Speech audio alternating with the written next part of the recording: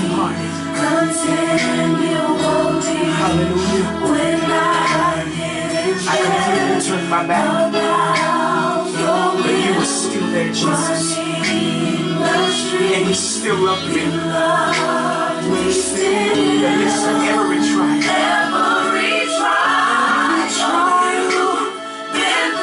you've been through, I want you to know that it happened for a reason. It was to build you. It was to build you. Every storm that you've been through. I'm here to tell you that it happens for a reason. And this is what he wanted us to tell you.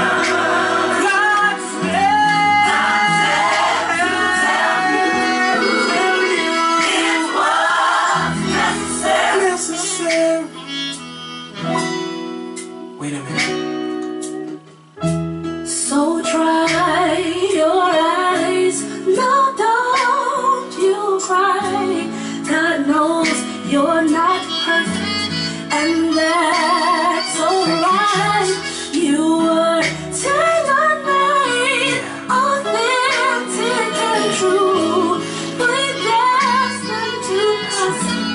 That's how He made you. So your head high, Look up to the sky. up to the sky. Daddy is smiling because you're still His child. You are His child. Every trial you've been through, that you've been through in your life. Yes, it happened. For a reason. Yes, it did. Yes, it did. Yes, it did. It was And every storm that you faced in your life, every storm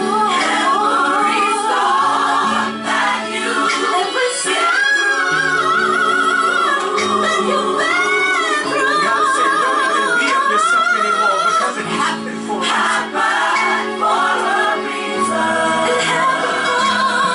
God said to tell you.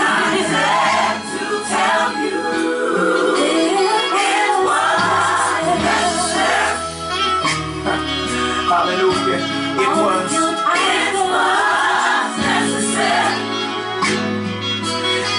He saw you, but He still said, I did my dirt, but God still loves me. So I come to let you know, wherever you are, listen. Don't you dare take your life.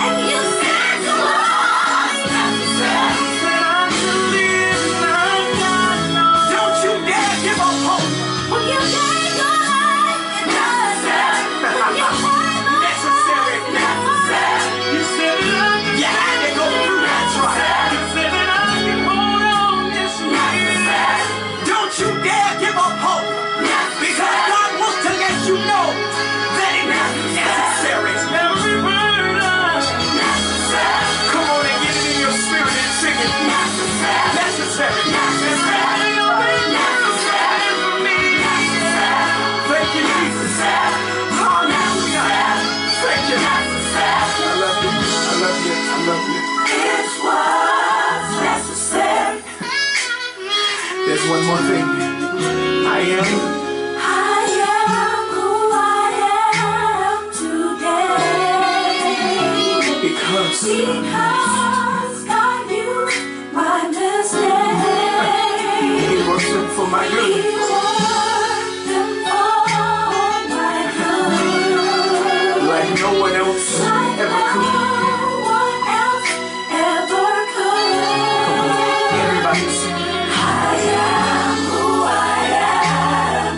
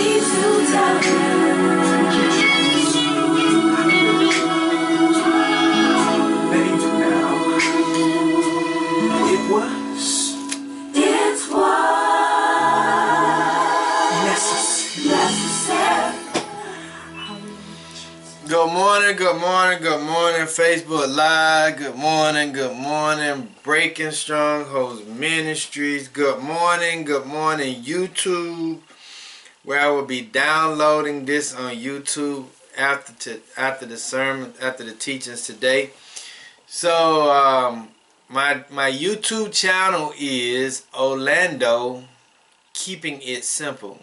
That's my YouTube channel. So if anyone on here that if you have listened to me for quite a while, I would be very appreciative if you go on YouTube after the sermon today and subscribe to my page, Orlando Keeping It Simple, so that I could be able to get some subscriptions and things like that, be able to get the word out a little bit more.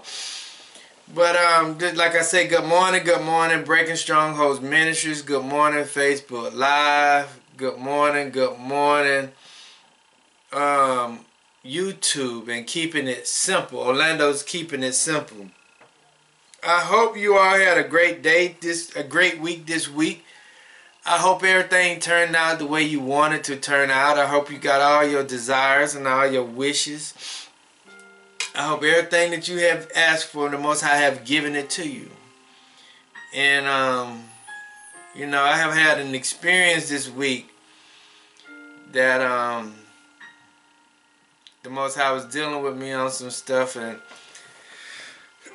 like I say all the time, my teachings and where I get my teachings from, or how my experiences is for my teachings. Because he takes me through things so that I can be able to teach and understand the capacity of why I'm teaching what I'm teaching.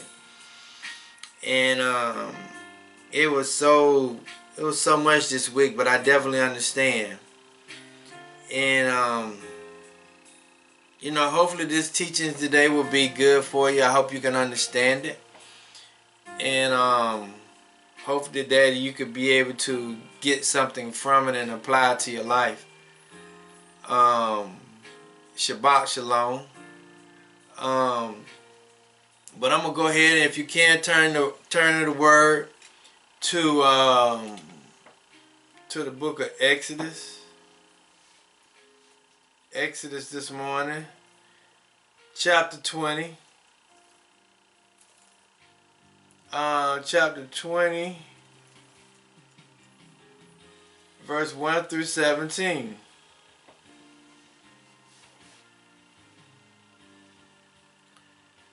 And it reads, And El spake all these words, saying, I am Yahuwah thy El, which have brought thee out of the land of Egypt, out of the house of bondage. Thou shalt have no other Els before me, and thou shalt not make unto thee any graven image or any likeness of anything that is in the heavens above, or that is in the earth beneath, or that is in the water under the earth. Thou shalt not bow down thyself to them, nor serve them. For I, Yahuwah, thy El, am a jealous El, visiting the iniquities of the fathers upon the children unto the third and fourth generation of them that hate me, and showing mercy unto thousands of them that love me and keep my commandments. Thou shalt not take the name of Yahuwah thy El in vain, for Yahuwah will not hold him guiltless that taketh his name in vain. Remember the Shabbat of the Sabbath day to keep it holy. 6 days shalt thou labor and do all thy work. But the seventh day is the Shabbat of the Sabbath of Yahuwah thy El. In it thou shalt not do any works, thou nor thy sons, nor thy daughters, thy manservants, nor thy maidservants, nor thy cattle, nor thy strangers, that is within thy gates. For in 6 days Yahuwah made heaven and earth, the sea and all that in them is, and rested the seventh day. Wherefore the Lord or Yahuwah blessed the Shabbat or the Sabbath day and hallowed it. Honor thy fathers and thy mothers, that thy days be long upon the land which Yahuwah thy El giveth thee. Thou shalt not kill, thou shalt not commit adultery, thou shalt not steal, thou shalt not bear false witness against thy neighbor. Thou shalt not cover thy neighbor's house, thou shalt not cover thy neighbor's wife, nor his manservant, nor his maidservant, nor his ox, nor his ass, nor anything that is thy neighbor's. So let us do the prayer. Let us do Yahuwah's prayer this morning. Our Father, which art in heaven, hallowed be thy name. Thy kingdom come. Thy will be done on earth as it is in heaven. Give us this day our daily bread. Forgive us of our trespasses, as we forgive those who trespass against us. Lead us not into temptation, but deliver us from evil. Thine to your kingdom, power to your glory, forever and ever. So let it be. So I say again, good morning, Facebook Live. Good morning, Breaking Strongholds Ministries. Good morning, YouTube and Orlando, Keeping It Simple. Yes, this morning I say again that this week has been an eventful week for me this week. I did a lot of research this week. And I've been through a lot, and I understand why I've been through what I've been through. And it's something that the brothers who be on the street corners and be on the corners teaching and things of that nature there, I hope this word resonate with them this morning, because they are doing a wonderful job. And those who are out there in all the camps, all to the four corners of the globe, who's on YouTube and Facebook preaching the word or teaching the word, I do hope you all understand what I'm trying to say today, because this is an encouraging word for you today. It's something that you may relate to, and you shouldn't take it personal because of what we've been going through in this society. So I hope the word resonate with you this week, today, or this teaching resonate with you today. So if you could turn to the book of Matthew, chapter 13. Matthew chapter 13, verse 53 through 58. This is a very familiar passage because I taught on this before, and I taught on it from the perspective of the people.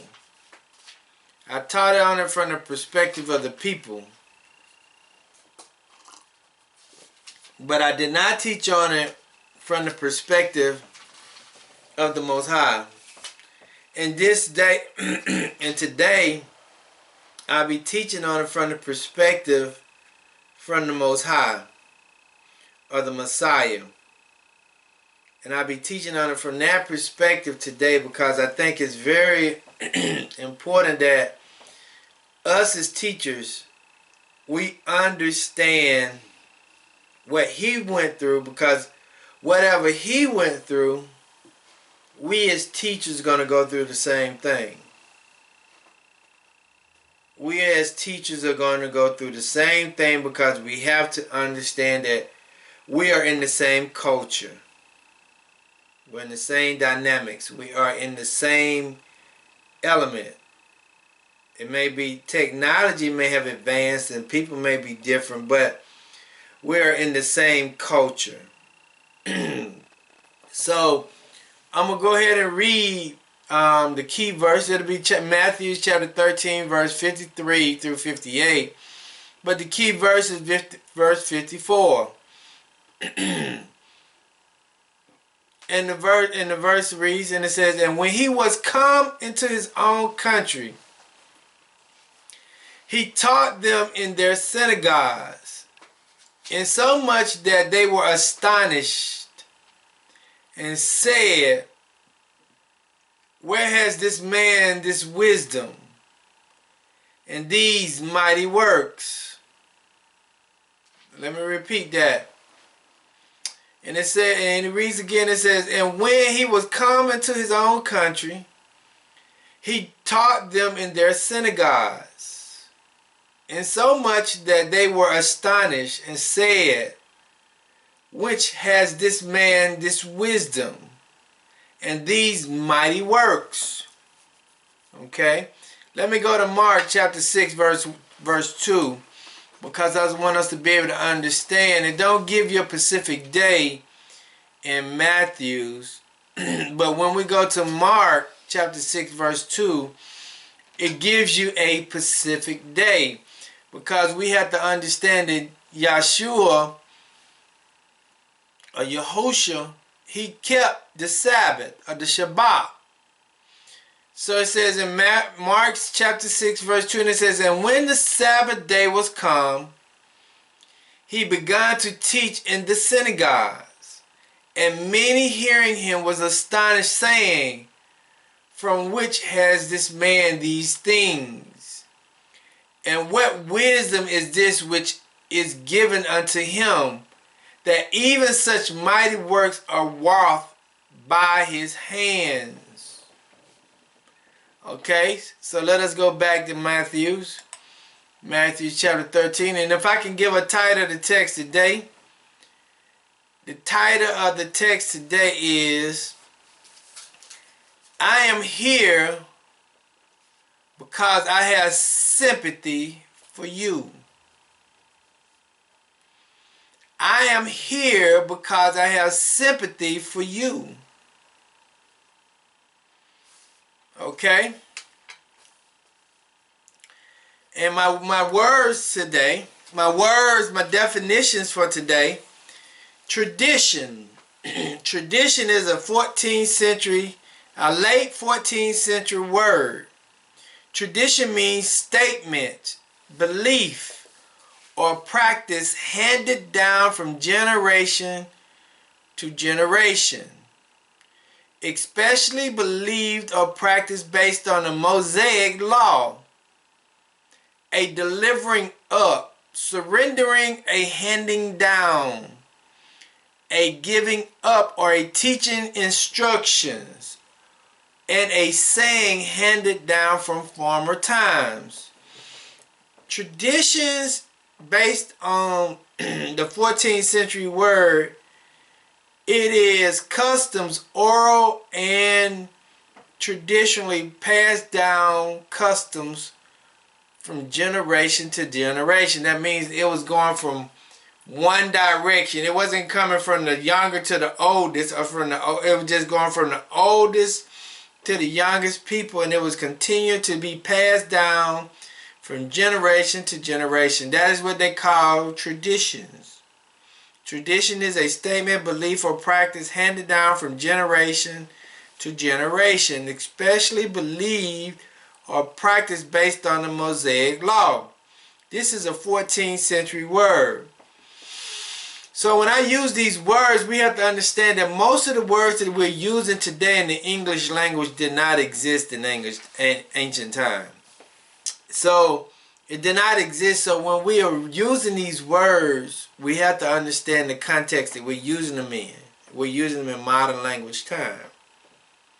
Okay, devote or devotion. I'm going to use the word devote. Devote means appropriate by or as if by vows. Dedicated by a vow. Sacrifice oneself. Promise solemnly. Inward act, state, or feelings. Devote means that you're going to inwardly act on something. It first starts with the inner mind. Devote means inward act, state, or feelings. To dedicate is to set apart. Devote means to set apart and indicate primarily an external act. When you devote yourself to something, it's not just going to be an internal part or internal action or internal state. It's also going to be an external state. When you devote yourself to the Most High, you're going to devote yourself mentally and physically to the Most High. So when you understand your traditions that was passed down to you orally from generations to generations, you're going to devote to those traditions from generation because of what was passed down to you. You're going to set yourself apart for those traditions. That's what you're going to do. Okay? So, also, I want us to keep this in mind too. Let me go to Matthew's. Matthew's chapter 9. Matthew chapter 9 verse 36. Matthew chapter 9 verse 36. And it reads, "But when he saw the multitude," let me go back to verse 35. "And when Yeshua went about all the cities and villages, teaching in their synagogues, and preaching the gospel of the kingdom, and healing every sick and every disease among the people. But when he saw the multitude, he was moved with compassion on them, because they fainted, and were scattered abroad as sheep, as having no shepherd. Then saith he unto his disciples, The harvest truly is plenteous, but the laborers are few." But I want us to look at this verse here for a second, because it correlates, it goes with what we're talking about today. It says, "But when he saw the multitude, he moved with compassion on them." Why did he move with compassion on them? Compassion means sympathy. It means empathy. It means concern. It means kindness. It means consideration. It means care. Okay, it says, "But when he saw the multitude, he moved with care on them, because they fainted and were scattered abroad as sheep having no shepherd." Okay? So the word fainted, it means agreed, relaxed. They was like sheep without a shepherd. They was just wandering around without any leadership or any guidance. They were just doing whatever they thought was appropriate at the time. They were doing whatever they thought was appropriate at the time. Okay? So now, when we look at the book, when we look at the Apocryphers, okay?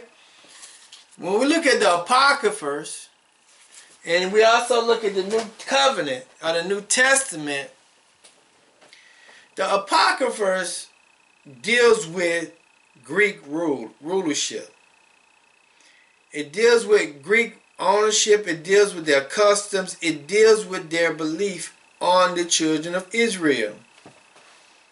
It deals with them imposing their beliefs on the children of Israel, because we have to understand that there was 400 years between the quote-unquote Old Covenant and the New Covenant, and that is where the Apocrypha sits. Okay? So when we understand that during the time of the Apocryphas, Greek was ruling, especially in First Maccabees, and I'm going to read you something. In First Maccabees, we're talking about the rulership of the Greeks over the land of Egypt, all over the continent. And it says in First Maccabees chapter 1 verse 11, it says, "In those days lawless men came forth from Israel and misled many, saying, Let us make a covenant with the Gentiles round about us. For since we are separated from them, many evils have come upon us.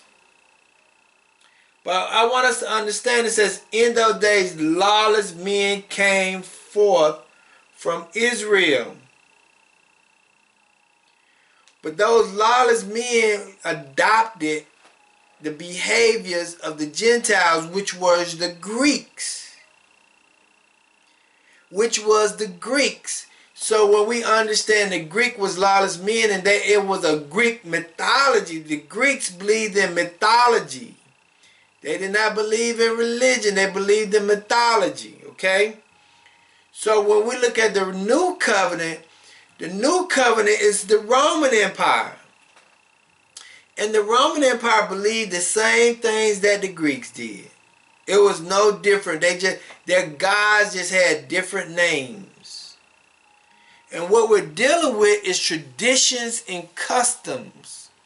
We're dealing with traditions and customs because we have to understand that from Alexander the Great, from 300 BC to approximately 390 Common Era, it was considered to be the Hellenistic period, where they just did what the world they wanted to do, and it was up under the Gentiles' rule. It was up under their commands, it was up under their authority, it was up under their belief system.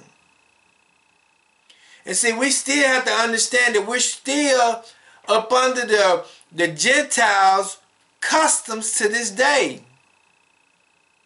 So when we understand that we're still up under the customs of the Gentiles today, we got to understand that the struggles that the Messiah went through, the struggles that Paul went through, the struggles that Peter went through, the struggles that James went through, the struggles that all our prophets went through, we're going to go through the same thing. Because we're still dealing with the same customs, traditions of ancient old to the present time. We're still dealing with the same people. We're still dealing with the same culture. There's nothing new up under the sun. But let me read you a little bit about the Roman and the Greek gods. Okay, it says Greek god and goddess are great mortals. They're mythologies who went on a heroic adventures to save the world, such as Zeus. Okay? They was considered to be heroics. They didn't believe in the spiritual realm like the Most High or Yeshua. They didn't believe in the word like it's supposed to be. They believe in mythology. And it says, and the Greek believed in God and goddesses who they thought had control over every part of people's lives. The ancient Greek believed that they had to pray to God for help and protection. Because if the gods were unhappy with someone, then they would punish them. The sole requirement for the Greeks were to believe that the gods existed and to perform ritual and sacrifice through the gods received to do. That was the Greeks' belief system.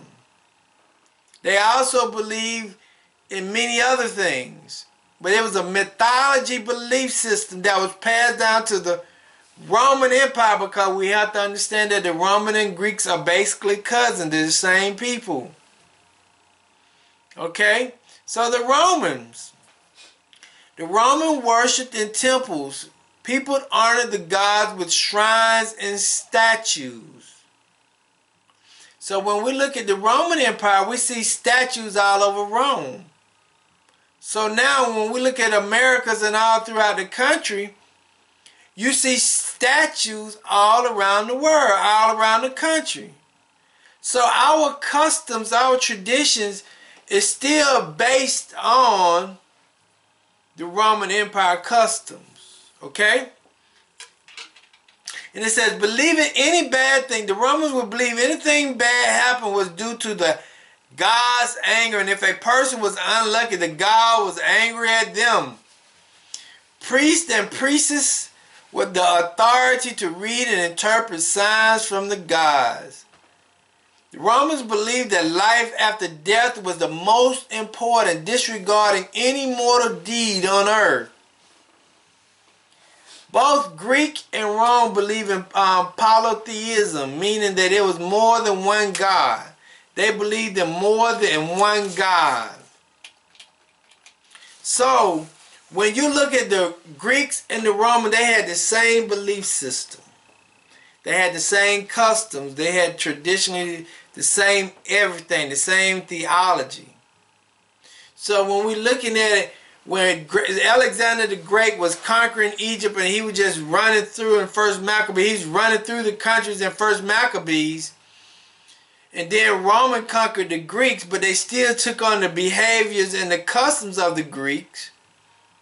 They just continued to have, they just continued the traditions of the Greeks. But who was caught up in the traditions and the customs of the Greeks were the Hebrews. So, we have to understand the Messiah came on the scene 327 years, or 297 years after Alexander the Great. The Messiah was born around 4 to 3 BC. So when the Messiah was born from 463 BC, the customs of the Greeks was on earth and ingrained in the earth for a long period of time. And the Hebrews was ingrained in that customs and in that system. So when the Messiah came on the scene, that's why he said in Matthew chapter 6 verse 9, in Matthew chapter 9 verse 36, but when he saw the multitude, he was moved with compassion or sympathy on them, because they fainted and were scattered abroad as sheep having no shepherd. He was like, man, do you not know anything? He was discombobulated mentally because he's seeing the chosen people, but they was acting out of order. They was acting out of character. They was acting in a way that he could not even imagine. So that's why he was in the mindset that he was in, because he was like, man, I can't believe my people, but his people was up under the Greek mythology for over 297 years. So when him coming on the scene, and when he started his ministry, it was probably very shocking to him, because he had to deal with 295 years of stuff that traditions was passed down from generation to generation to generation to generation. So now when he came on the scene, let me go to Matthew chapter 15, verse 24.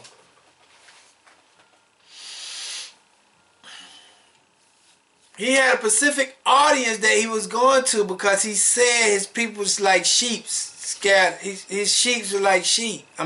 His people were like sheep. In Matthew chapter 15 verse 24, he said, and he answered and said, I am not sent but unto the lost house of Israel. I wonder why he called them lost. He called them lost because the simple fact is they didn't know who they were.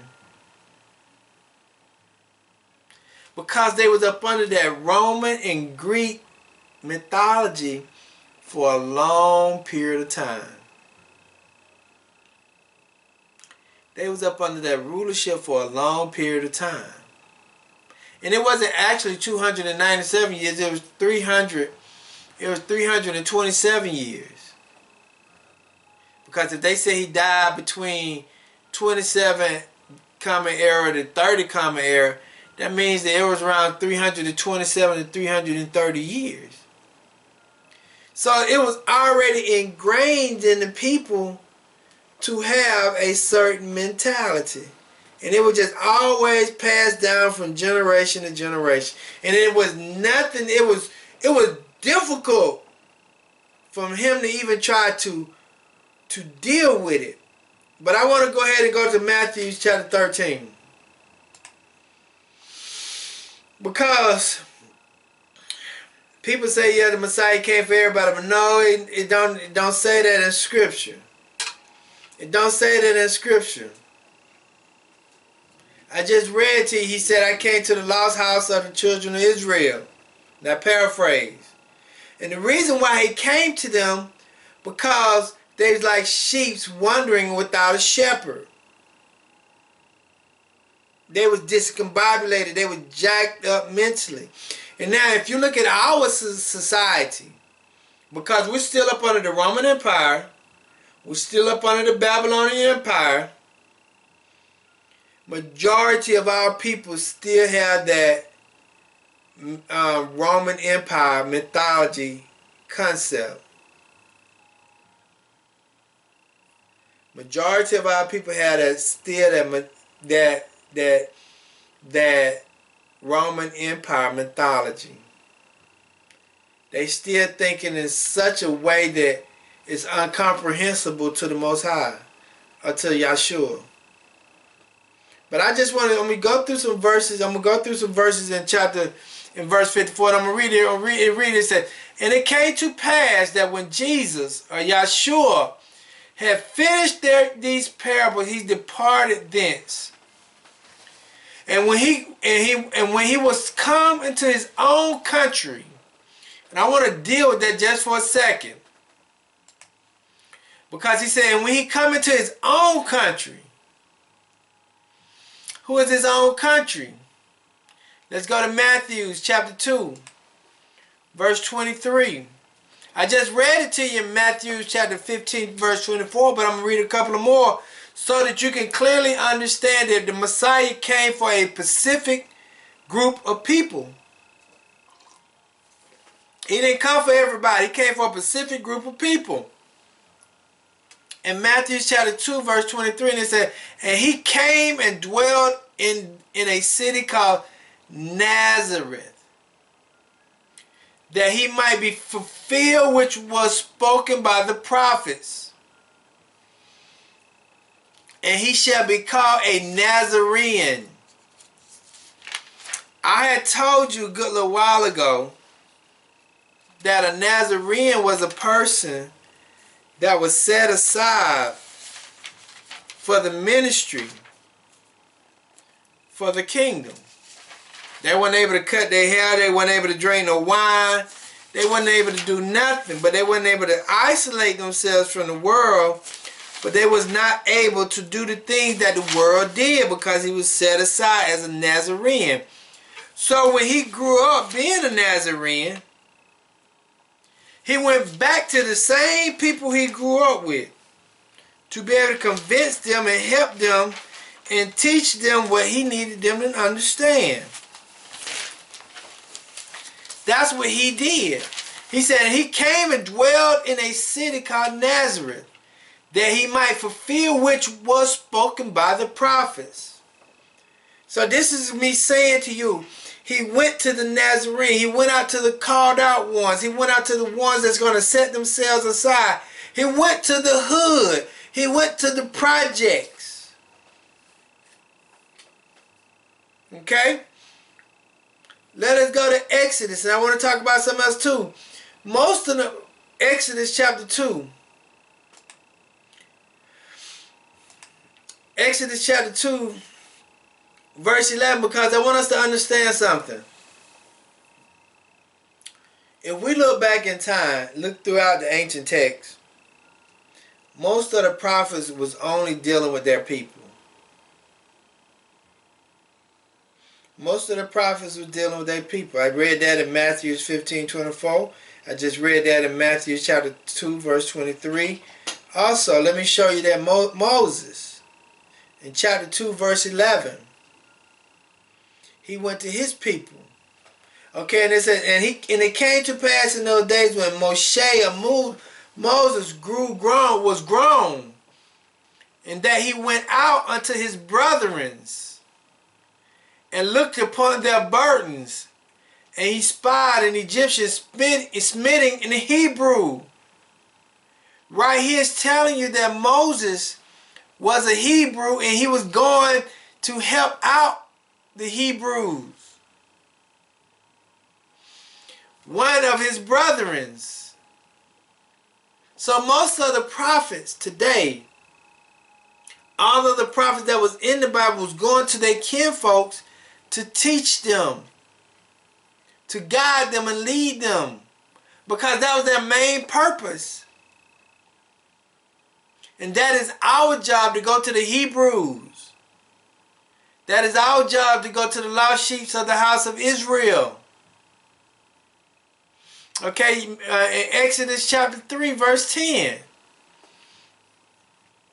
And it says again, it says, come now therefore, and I will send thee unto Pharaoh, that thou mayest bring forth my people, the children of Israel, out of Egypt.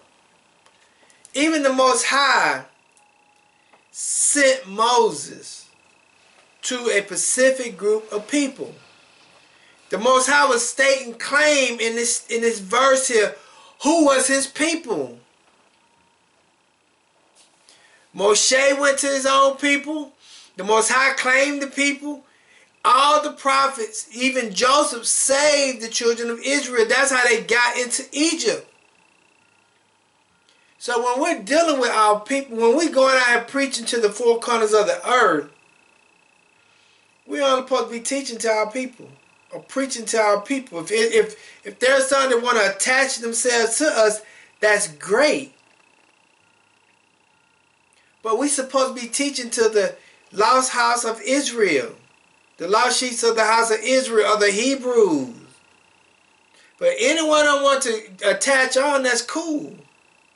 But our main mission and our main purpose is to go out to them, because they was the one that was scattered to the four corners of the earth.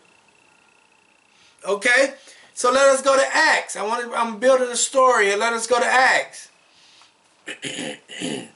Acts 21 and 21. Because they say that Paul. They said Paul. I want to say that Paul. Let's look at it. Let's see who did Paul actually went to. Who did Paul go to? And the reason, and they are informed of thee, that thou teachest all the Jews, which are Hebrews, which are among the Gentiles, to forsake Moses, saying that they ought not to circumcise their children, neither to walk after the customs. So they was talking to Paul about this situation. They said, Paul, are you going to all the Jews to tell them, don't circumcise yourselves, your children, or yourselves, and forsake the customs? That's what they were saying. So Paul was definitely going to the Jews, who was considered to be Gentiles because of behavior, not because of identity.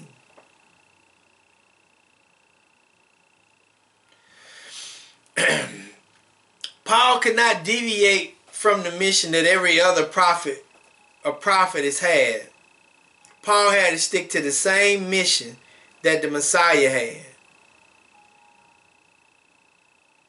So if you look at all the Messiahs in the book, they all had to go to the same custom. They had to all go to the same people and do the same thing. That was their mission and their purpose. They had to go to a specific group of people for a specific reason. And they had to have a certain characteristics in that. Because they didn't have, because the people was like zombies. Let us go back to Matthew chapter 13. verse 54. They had to go to the lost house of Israel, and they had to do some teaching. Okay? It says again, it says, when he was coming to his own country, the Nazarenes, the lost house of Israel, the Galileans, the Judeans, he taught them in their synagogues on the Shabbat, on the Sabbath day. Everybody had to do something. They had to teach. They had to be teaching the people. That was their main mission and their main purpose, because how did they get the customs that they had? How did they get the Roman and the Greeks and the Romans customs? They was taught those customs. So he had to go in there and undo what was taught and reteach what they needed to know. See,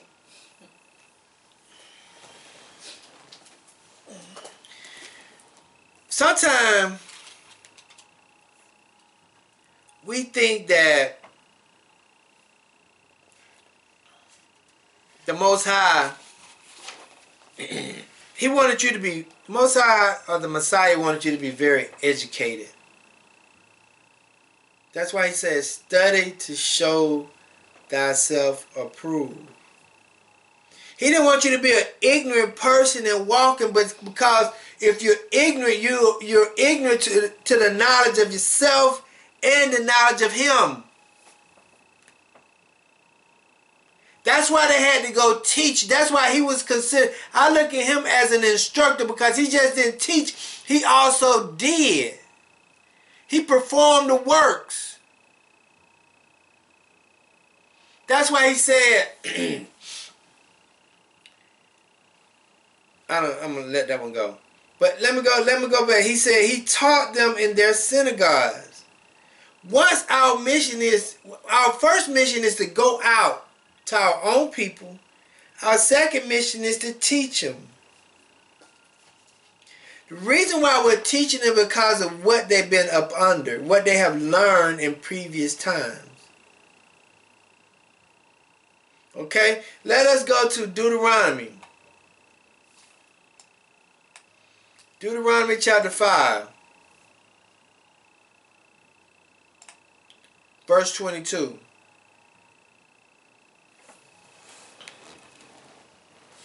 Deuteronomy chapter 5, verse 22. And it reads, and these words that Yahuwah spake unto all your assembly in the mount, out of the midst of the fire, of the clouds, of the thick darkness, with a great voice, and He added no more. And He wrote them in 2 tablets of stones, and delivered unto them. What did He deliver? He taught them the commandments. He wrote the tablets on the stone, the teachings on the stone.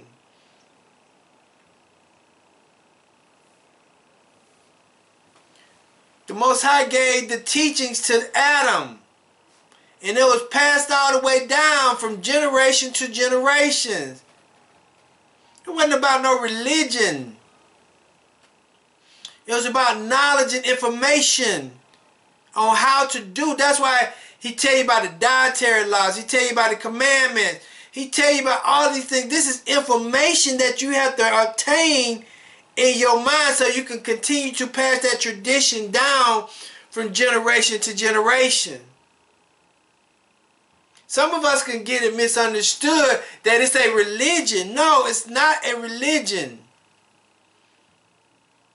It says knowledge and truth. Knowledge is here in the mental aspects of how you want to do something, how He want me to be, how He want me to act. The Messiah, the Most High was teaching at this time. He said in the last part of it, said and he wrote them in 2 tablets of stone and delivered them unto me. The Most High gave Moses or Moshe the tablets. The Most High taught Moshe, and Moshe had to continue to pass the teachings on down to his people. Let us go to Psalms.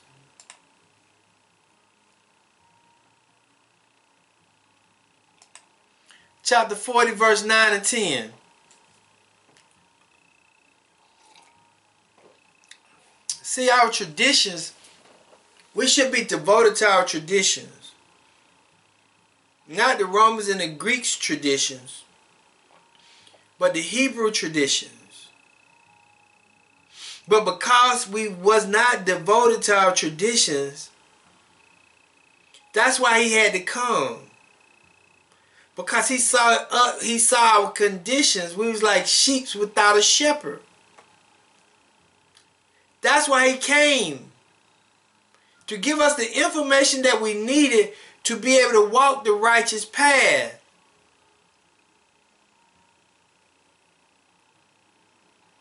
Psalm chapter 40, verse 9 and 10. And it reads, he said, I have preached righteousness in the great congregations.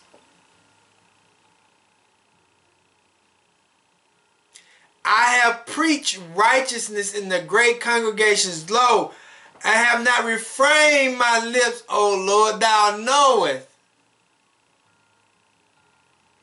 I have not hid thy righteousness within my heart. The heart is the mind. I have declared thy faithfulness and thy salvations. I have not concealed thy loving kindness and thy truth from the great congregations. He says, withhold not thy tender mercy from me. It says, withhold not thy tender mercy from me, Yahuwah. Let thy loving kindness and thy truth continue to preserve me. So once we start teaching the truth, now my main purpose is to teach the people that are lost, that has been scattered. That's our main purpose, is to continue to teach the people what they're supposed to know. Because we have to understand something. That these people have been oppressed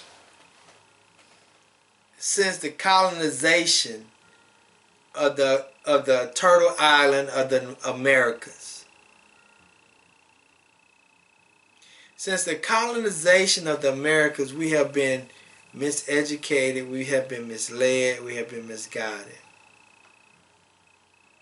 by the Roman Empire. So whatever we have learned to this point here have all been from the Roman Empire. Not from the Hebrew customs, not from the Hebrew traditions. They have all been from the Roman Empire. So when we see 95% of our people practicing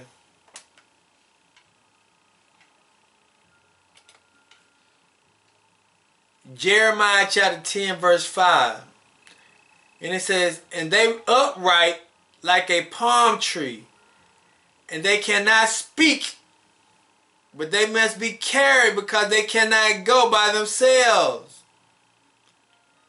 Do not be afraid of them, for they cannot do evil, nor can they do any good. Hold on, let me go to another verse.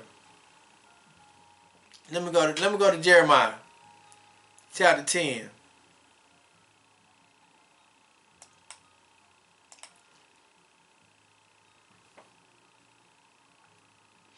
Listen, because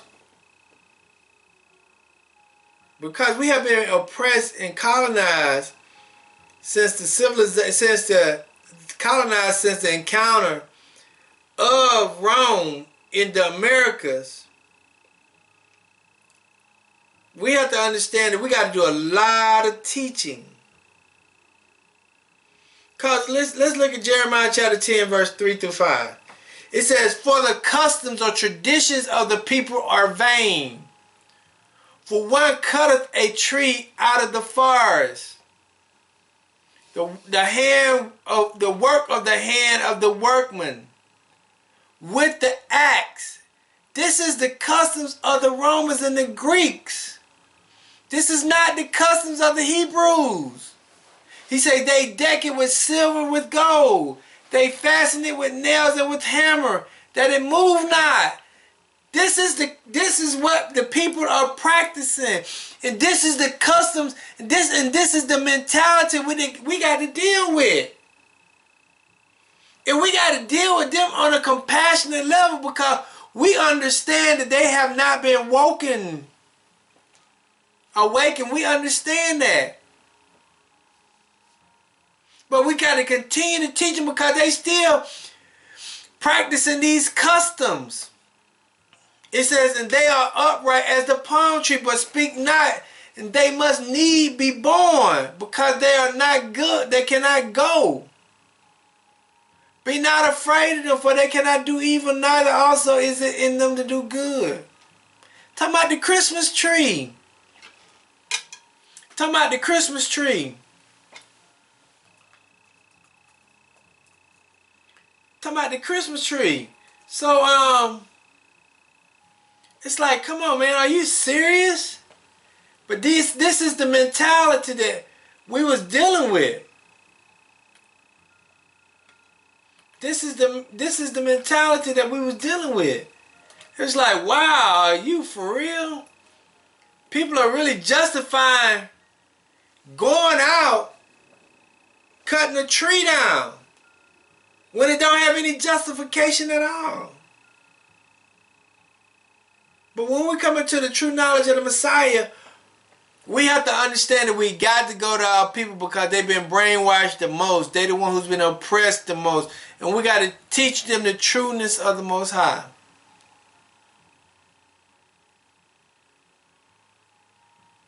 Because during the Apocryphers and the New Testament, which they call, I don't know why they call it New Testament, it was up under a Hellenistic period.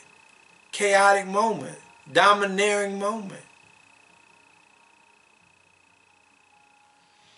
Let us go to Acts chapter 28. We got to continue to teach. We got to continue to go to our people. Chapter 28, verse 17, verse 23.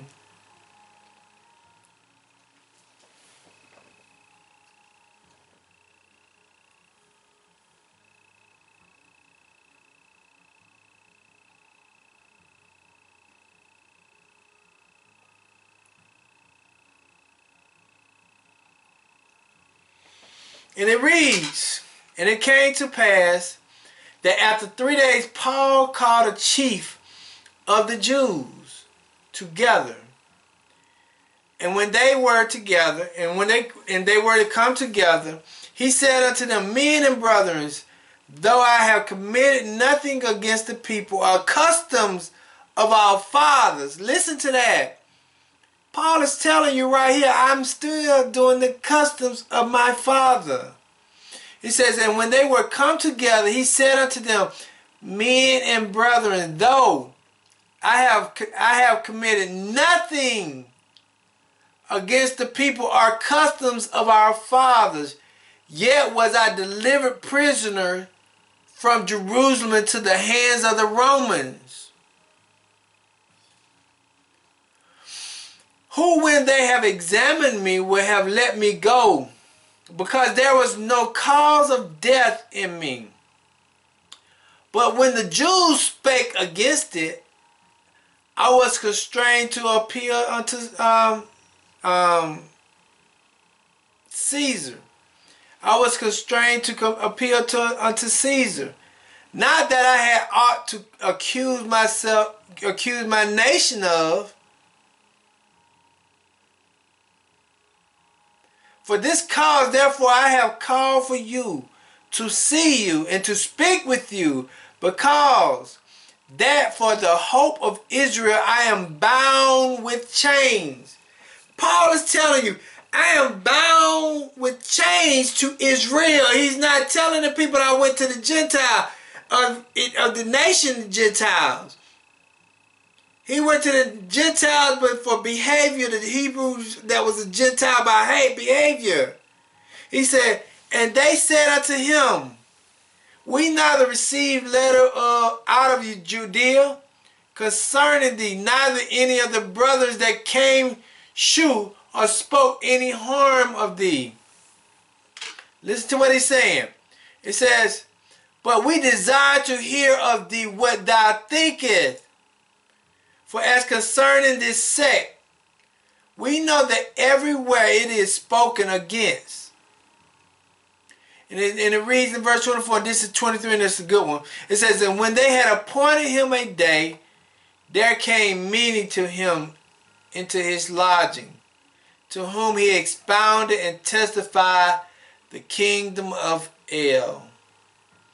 Paul was preaching to the house of Israel. That's our job. It said, persuading them concerning Yeshua, both out of the law of Moses and out of the prophets, from morning to evening. That's our job, is to continue to teach our people.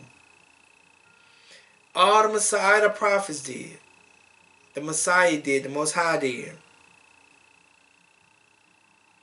But let me go back to something. Let's go back to Matthew. I'm about done.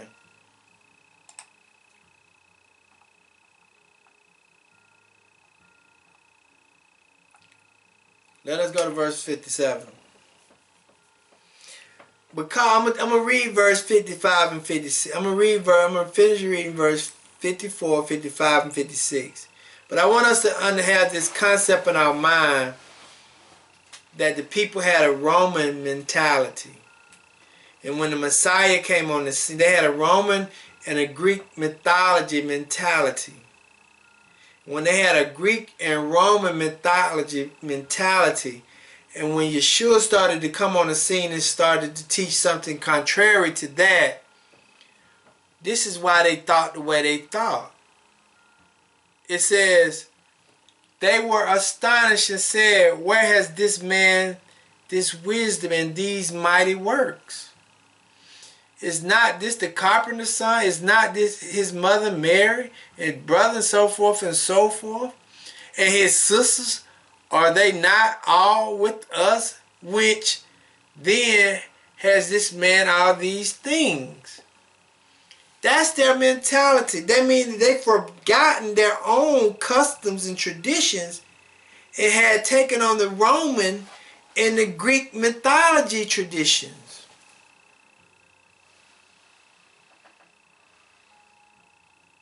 So when they had that mentality, that's why they could not even comprehend it. That's why they couldn't even do it, because their mentality was so jacked up.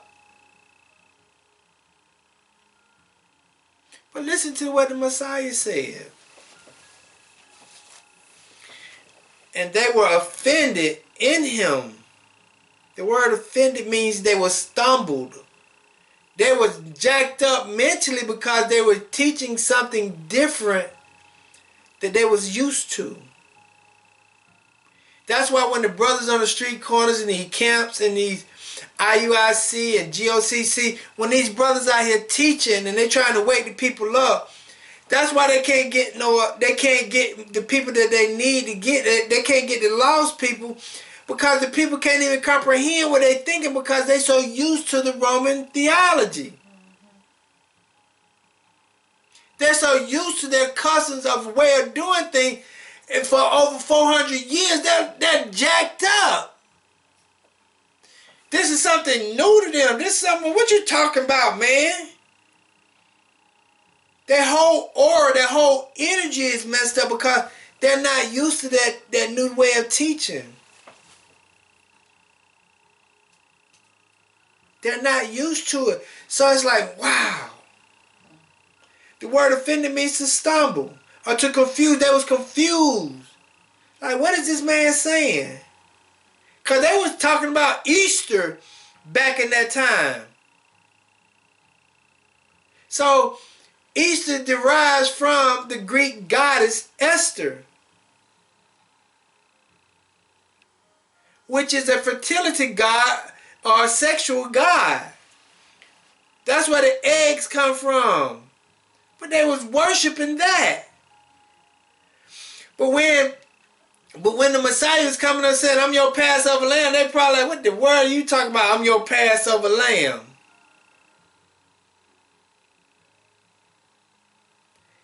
Because that thought process wasn't even there. That's why they gave him up. They couldn't even comprehend anything. They were like what we say, he was speaking over their heads. Okay, and it says, and they were offended in him. The word in is because they was offended because of him. They was confused because of him, because the teaching that he was doing, they was not used to it. Like this week I had a friend of mine. I told him I practiced the Sabbath. And they couldn't register with him because he was saying in his mind, what is the Sabbath? What are you talking about the Sabbath? What are you talking about the Sabbath? What is the Sabbath? So I confused him on my saying because he's not even used to that type of teachings no more. So he couldn't comprehend me. So it just made him move away from me and reject me because my teachings were beyond his understanding.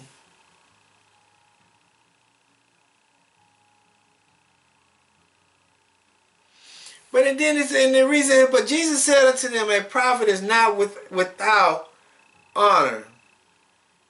A prophet is not without honor, save his own country, in his own house. A prophet is not without honor, save his own country, in his own house. And he did not many mighty works there because of their belief.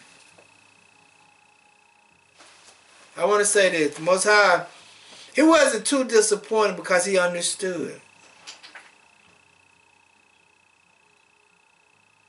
And us brothers today who's out there in them corners, who out here on YouTube, who on Facebook, and who out here trying to teach this word to the people, don't be too disappointed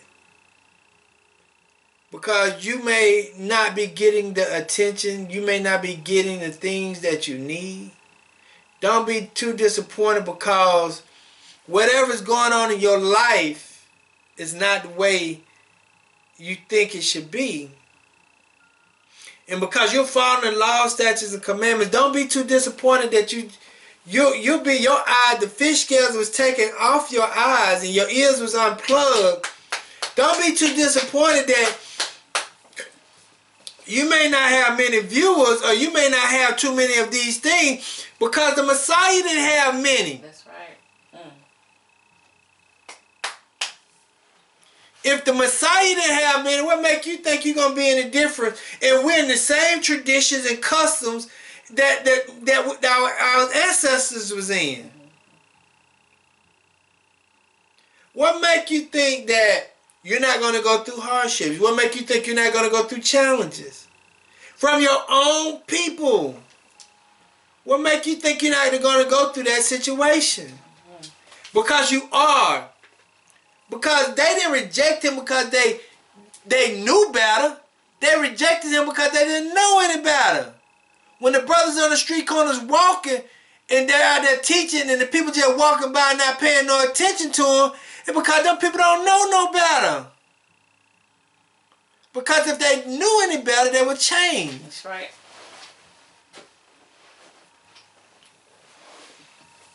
Let's go to Isaiah.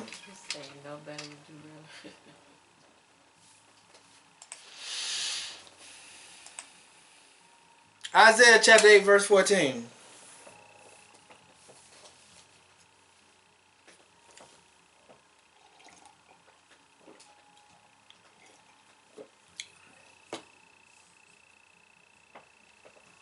Because let me read verse 13 first, and it said, sanctify Yahuwah of hosts, of armies, himself, and let him be your fear, and let him be your dread. And he shall be for a sanctuary, a safe place, but for a stone of stumbling, and for a rock of the offense to both the house of Israel, for a glen, and for a snare to the inhabitants of Jerusalem. And many among them shall stumble and fall and be broken, and be snared and be taken away. They did not understand the Most High. That's why he was a stumble. That's why he was a fall. That's why he was broken. That's why he was a snare. That's why he would be taken, because they were so used to the customs of the other nations. So when you're out there teaching the word to these people, yeah, it's going to be hard for them. And you're going to make them stumble and fall because they're not used to it. They're going to be acting crazy. And they're going to be acting crazy. Let's go to Matthew chapter 10, verse 14.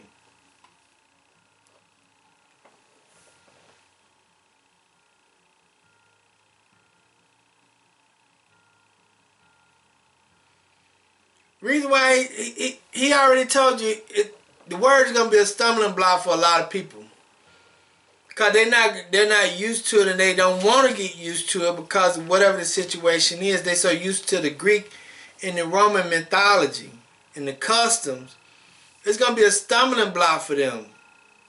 But this is what he told you also. He said, well, because don't be disappointed, but just do what this in verse 14. And whosoever shall not receive you, nor hear your words, when ye depart out of that house or city, shake off the dust of your feet. Verily I say unto you, it shall be more tolerable for the land of Sodom and Gomorrah in the days of judgment than for that city.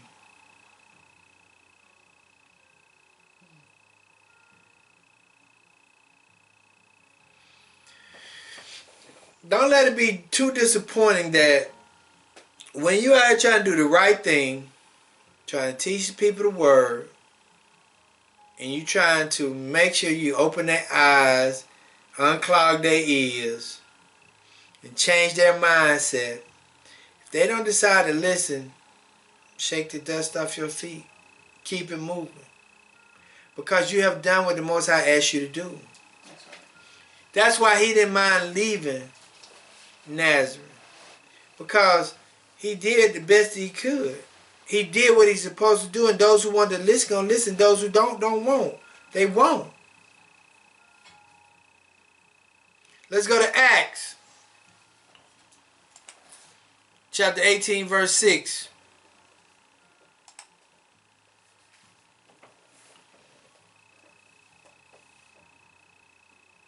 This is another verse just to get you to understand.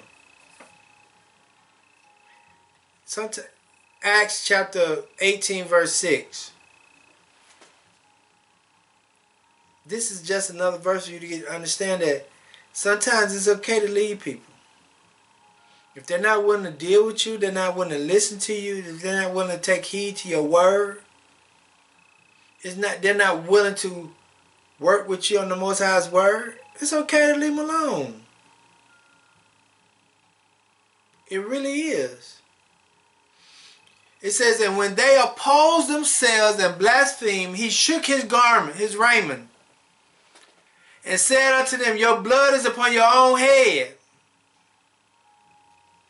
I am clean, and from henceforth I will go unto the Gentiles. Do y'all remember when Pontius Pilate was saying to the crowd, this man ain't guilty. He ain't done nothing wrong. Why you keep trying to kill him? And he said, I'm going to wash my hands with this issue.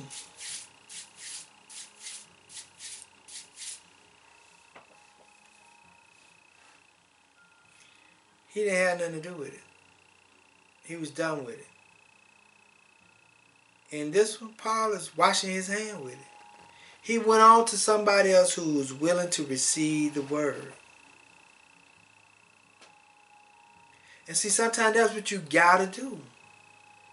If people are not willing to receive what you're trying to do, don't be too disappointed, because there's somebody out there who will be willing to receive what you got. Some people be willing to accept it because they want salvation. They want to be able to be in a new kingdom, in a new earth. Some people are willing to change to be successful. Some people are willing to change to be in a new kingdom, in a new earth. But some people ain't. Some people want to stay in that old custom, that old way of thinking, and thinking it's going to get them there, but it actually is not. My last one is John. St. John 1:11.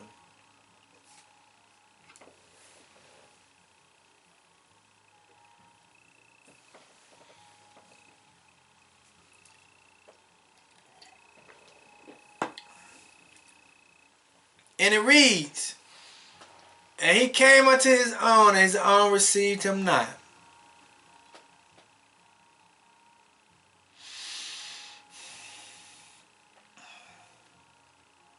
It's so much stuff going on in the world today, and that we really truly have to understand, where did I get my thought process from? Where did I get, let me say this. In order for us to have salvation, in order for us to have salvation and be in a new kingdom, in a new earth, we got to do some re-examining.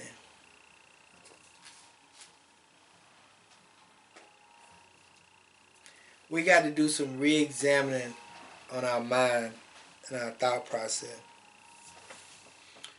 Because we understand that the Apocrypha was the Greeks, the New Testament was wrong. We understand that. And all those two periods was a total about 600 years. And then after 1492 to present time, another almost 600 years, or 500 some years of Greek and Roman mythology and teachings. It don't have anything to do with the Hebrew culture at all. And if we don't understand that and say, I got to get back to my culture and my traditions, we can't have salvation. We can't have deliverance. We can't be whole. We can't be complete. We can't have deliverance from this oppression. If we do not have that moment to sit down and analyze things and rethink some things, we're going to mess up. We're going to be with those people that's walking down the wild road. Yes, it's our job to go to our people. Yes, it's our job to go try to teach our people. And we cannot be disappointed when they do not receive us. Because those people have been up under almost 500 years of oppression. 500 some years of oppression. Close to 600. 500 years of oppression. So we can't be too disappointed, but once we realize that they're not going to change, they're going to continue to be they're supposed to be, it's time for us to kick rock. It's time for us to shake the dust off our feet and keep it moving. Because our job is to save people and help people. And that's in all areas of your life, all aspects of your life. Amen. I was gonna read you something else, but I can't. I'm not gonna do it because I'm on short for time. But I hope you enjoy some out of the teachings there. I appreciate for those who listen. I know you can't go back and get the time back. I thank you for the hour and 25 minutes that you gave me. So I thank you for that. I thank you for watching me. If you can, go to YouTube. Go to Orlando Keeping It Simple and subscribe, because what I'm starting to do next week, I'm going to start putting prepping videos on there as well. Last week I put one on there. This week I'm putting another one on. And I'm going to try to be on there at least 3 to 4 times a week, 2 to 3 times a week while I'm not in school. So if you can, go subscribe for me, okay? But let me close out in prayer, and then hope you have a rest of Shabbat. Have a nice rest of you finish practicing the Shabbat, get you some rest, study and read a little bit more, or do whatever. Spend time with the family. But Abba, as we come to you today, we thank you, we bless you, we praise you, we give you all the honor and the glory. We just thank you for just being you. We thank you for your word. We thank you for all the prophets that you have sent. We thank you for all the prophetess that you sent. We thank you for everything that they have been trying to teach us and show us. Because we have been up under oppression for a long time. We have been learning from other people and other cultures how to live, and it was out of your laws, statutes, and commandments. So, Abba, we ask that you forgive us for the sins that we have committed, or the transgressions that we have committed, knowingly and unknowingly. Abba, we ask that you help us in this moment. Let us recognize in our mind and our heart the influence that comes upon us. Who are trying to influence us? Is it from you, or is it from other cultures? Because we know that all other cultures are conflicting with yours. So we ask that you help us in this moment. We ask that you continue to guide us in this moment. We ask that you continue to lead us in this moment. Let us be able to recognize things in this moment, Abba. We ask that you just deliver us, because we understand that the more we open up to your theology and your way of living and your traditions and your customs, the more we can be free from the oppression of the Greek and the Roman Empire.